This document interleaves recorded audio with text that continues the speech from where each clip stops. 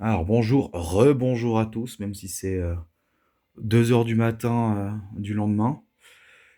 Je pense que c'est utile de faire cette petite vidéo aussi pour expliquer les fonctions du code. Si vous entendez une drôle de musique derrière, c'est parce que j'ai lancé Nioh depuis 2 heures, 3 heures et que j'ai toujours pas touché à la console.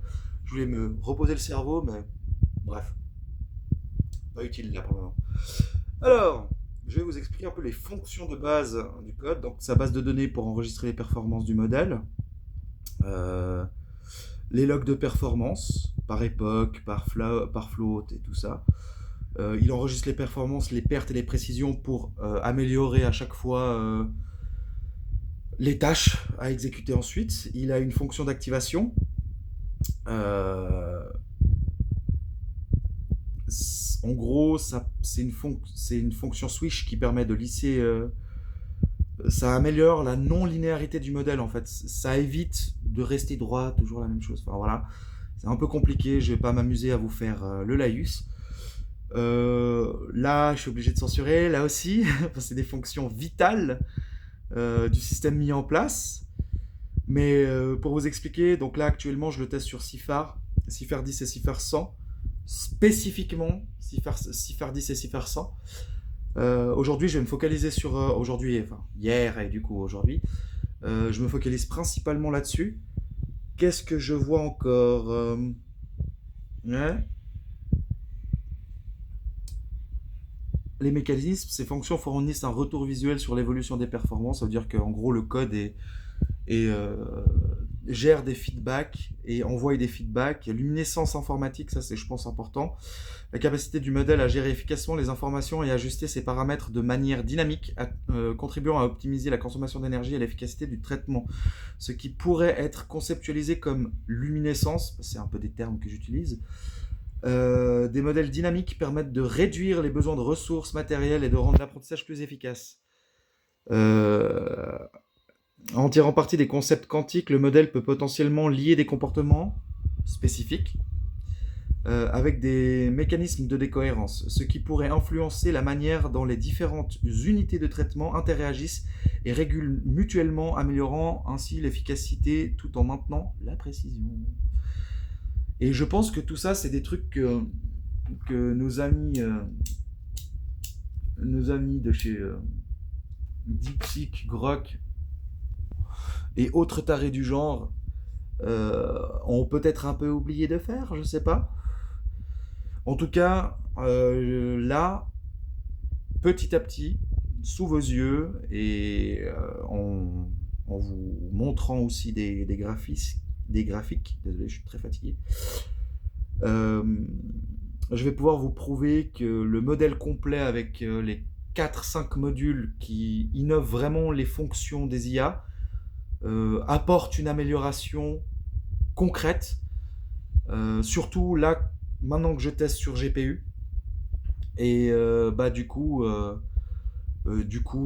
tests sont en cours. Je vous montrerai les graphiques, je pense, demain. Parce que là, ce soir, si je suis vraiment motivé, mais je pense que là, surtout demain, je vais aller me pioter. Très fatigué. Très très fatigué. Donc voilà, j'espère que les gens seront au rendez-vous demain ou les autres jours, peu importe quand, pour voir un peu, pour évaluer un peu l'efficacité du modèle et puis apporter des preuves petit à petit, comme je l'ai dit dans les premières vidéos, voilà. Et encore une fois, je suis désolé, je peux pas trop vous montrer mon écran parce qu'en réalité, c'est bardé de tous les secrets et tout le bordel. Par contre, je vous montre volontiers les graphiques, je vous montre volontiers l'évolution des graphiques. Euh, et l'amélioration du modèle avec l'enchaînement petit à petit, d'abord les échecs, ensuite l'évolution et ensuite la maîtrise du truc.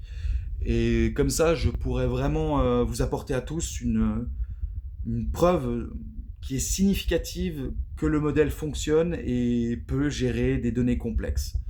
Voilà. Mais en attendant, bah voilà, encore une fois, j'espère que tout le monde sera plus ou moins au rendez-vous et que les gens apprécieront l'évolution, apprécieront de partager un peu cette aventure avec moi, même si elle peut mener à un échec, parce que là, pour le moment, tout est théorique.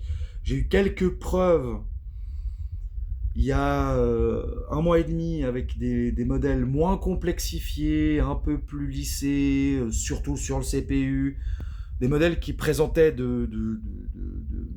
comment dire, qui présentaient de vraies convergences. On était à des taux de réussite et des taux de précision qui dépassaient les 75% avec des losses minimes. Je serais tenté de dire des choses comme du 0,0500 ou 400. Voilà.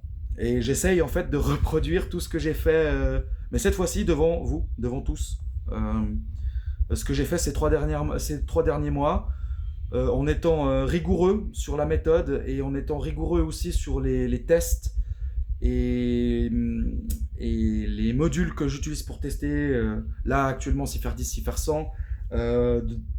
Si j'ai des preuves de fonctionnement cohérent sur les CIFAR 100 et CIFAR 10 que j'ai réussi à améliorer, je lance le truc pour les qubits. Et bah, le but, c'est de prouver que mon système est capable de gérer des qubits même sur un environnement aussi minime qu'un M2 en fait. Et voilà. J'espère que ça vous plaira et que vous partagerez cette aventure tout du long avec moi et avec une